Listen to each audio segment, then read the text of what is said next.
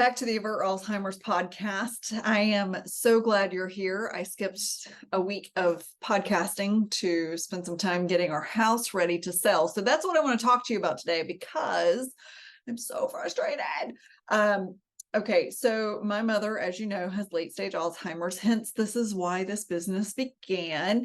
And before I dive into this podcast, I just want to ask you to please remember to like, subscribe, and share this podcast, and also comment in the comment section below and let me know your thoughts on this new drug that has been released for Alzheimer's. So here's my issue with this drug that's been released for Alzheimer's. It is here's the name of it right here because I can never remember. I don't even know how to pronounce it. And if you can't pronounce it, you probably shouldn't put it in your body, which is most pharmaceuticals. But here's my problem. 16 or 18 people died during the trials that they did on this drug, right? And so maybe that's not that many, but it's still enough to make you go, And so the FDA just approved this drug, complete approval for Alzheimer's prevention. And it's not even an Alzheimer's prevention drug. It doesn't work. If you go look at Bredeson's posts on it on his Facebook and Instagram page, and I'm sure he's done blogs about it as well at Apollo Health, none of the Alzheimer's drugs actually work. And the problem with it is, and I learned this at a Alzheimer's summit that I went to, the problem is that these drugs are addictive, not in terms of the people who are taking them are craving them so much that they have to have them kind of addictive. But when your body gets used to them and then you pull the body off of them, it actually promotes further decline. So there's really no benefit to these drugs. All it does is pad the pockets of the doctors who prescribe them. And that's what ticks me off so bad. So as per usual, I'm going to rant about the FDA because I think that they are some of the most corrupt people who have ever been on this planet. However, as I'm saying all of this to you, I also want to share with you that we are in the process of putting our house on the market. It should be on the market next week. And here is why. My mother had, a substantial amount of money when we put her into memory care. She lived much longer than I thought that she would. She's been in memory care for almost 2.5 years now, and she's running out of money because memory care is super duper expensive.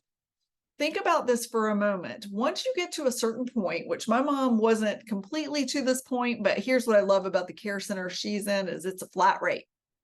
You're paying for the space and you're paying for the care, and the caregivers are there to give 24-hour care. It doesn't matter what the care is. Whereas most facilities will actually increase the rate depending on what the level of care is that they have to have. So if it's, assisted living, great. If it's, mild memory care, you're going to pay a little more. And as their level of needs goes up, the bill goes up.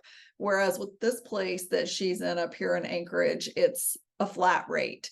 And so I am super grateful for that because I just had a pop up in my face. Sorry about that. Because it just helps me to know what to expect. So she is in private care. We sold her assets to pay for her care for the last 2.5 years. And so we don't know if we're actually going to be eligible for any Medicaid assistance if and when this facility actually has Medicaid options. But right now they don't. My mother is so far along, she could die now, and I don't want to move her. I'm not willing to move her. So we chose to sell our home. And we have enough time to sell it and recoup hopefully recoup some equity out of it so that we can make sure that she has a home, hopefully for the balance of her life. We'll see what kind of money we get from the sale of our home. But here's my point about telling you all of this. This is the burden. Okay. I love my mother. I love her so much. She was not prepared to have this disease. My grandmother had it. She worked with the home that my grandmother lived in, and they allowed her to live there in North Carolina, super cheap. It was a crappy home, and she paid a quarter of what we pay for her health care or for her memory care now, a quarter of it. But it was also a state-run facility. We don't know if she was abused. We have no idea what that was like. And, I'm just not willing to do that with my mother. And I'm not, that doesn't make me any better or worse than my mother was with her mother. It's just different circumstances. I know a lot more now about how these facilities are run. I know how Alzheimer's works. I know the level of deterioration that's going on in her brain. My mom didn't know any of that with my grandmother. She just knew my grandmother needed help. And she put her in a place that she thought was worthy. And it may have been. I wouldn't have thought so, but it may have been. It was a huge assisted living facility that had a dementia unit in it that had, I don't know, 8 or 10 beds. It was okay, but I digress. The reason that I'm talking about this is because of the burden, right? So they've just released this new drug. They tell you it's this great miracle drug. They tell you it's going to make life so much easier for that loved one that you have with dementia. But I am here to tell you that it is a lie. None of the Alzheimer's drugs that have ever hit the market have done anything to help the patient. And the problem is, we've seen now that there's so many studies that are falsified when it comes to Alzheimer's, because these people just want to get published papers. They want the notoriety, but they don't want to do the work, and they don't want to be honest about these studies. And I tend to lean toward neurologists who tell you, get your lifestyle straight. That is what is going to actually keep you from having this decline in memory. That is what is going to help you live out a long life with your memories. If you're someone who doesn't care if you get Alzheimer's, then shame on you, because your family is who's going to suffer from it. You're not going to have a clue what's going on, but your family is going to suffer through it. I am literally watching my mother deteriorate more and more every single week.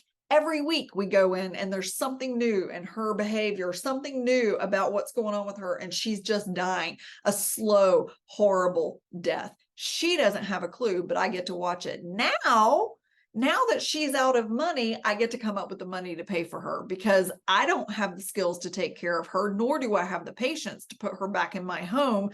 And she needs to have people who have proper medical training to take care of her. She can't do anything for herself, so much so that she's not walking much anymore. And yet I'm an only child. She's my responsibility, and I love her. I don't have resentments about her being my responsibility. I have no anger toward her whatsoever. My anger is toward these stupid pharmaceutical companies who push these drugs that promote dementia, that actually cause further harm, that actually don't help them whatsoever, instead of saying, here's how you get healthy and defeat this. That's my problem. That's what I'm angry at. My mom had no control. My mom was a raging alcoholic until she forgot to drink. She had no idea. But you know what? Not one doctor talked to her about her drinking. Not one doctor said to her, listen, Sandy, if you would just stop eating so much sugar and carbs and start getting just a little bit of exercise, go for a walk, you could do yourself a world of good and reverse all of this. Not one doctor said that to her. Instead, they put her on 1,000 to 2,000 milligrams of metformin a day, multiple shots of insulin a day, and she just suffered because she believed that she had everything she needed to be healthy and live a long life. And guess what? My mother is 72. She'll be 73 in a few weeks, and she will be dead more than likely before the end of this year. And if not before the end of this year, probably before the end of next year, because her brain is forgetting every day more and more about how her body needs to function. And eventually it will shut her down. So if you sit here and watch a video like this or any other video and you think to yourself, that's the way to go, shame on you. If you are not willing to take control of your health and start living a healthier life so that your family members, your spouse, your children, your grandchildren, your niece and nephew, I don't care who it is, if you're not willing to take control of your life so that they don't have to watch you and suffer through this disease, shame on you, because this disease sucks. This is the worst thing I've ever been through in my life. And I've lived through all of my family members dying on my mother's side. I am literally the only one left. And I have never had to see such shameful way of living. Someone who can't even feed herself anymore. She has no idea who she is. She looks in the mirror and has no clue who she's looking at. She's 72 years old. Shame on you if you're not willing to take some time to get yourself right. Get your health on track. Go for a walk. Put the sugar down. Put the booze down. Put the potatoes down. Stop buying the fried potato chips and the Cheetos and the whatever it is that you're buying off those shelves that do not do your body any good whatsoever. So that's my rant today.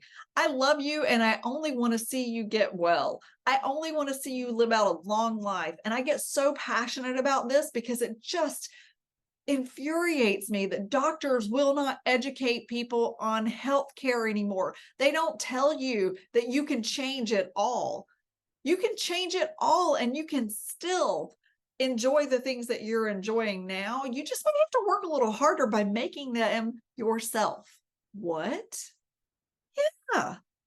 You do things from scratch at home and you pull all the processing out. You pull all the chemicals out. It's not that I never eat bread. I make my husband's bread from scratch and I enjoy it sometimes. It's not that I never eat corn. I just buy corn that has never been processed. It's still just corn and salt and water, and I fry it in beef fat if I want corn chips. It's not that I have removed all of those things from myself. At one point, I thought I would, but I've decided that I can still have those things. I just need to be in control of what's in them. And you can do the same thing.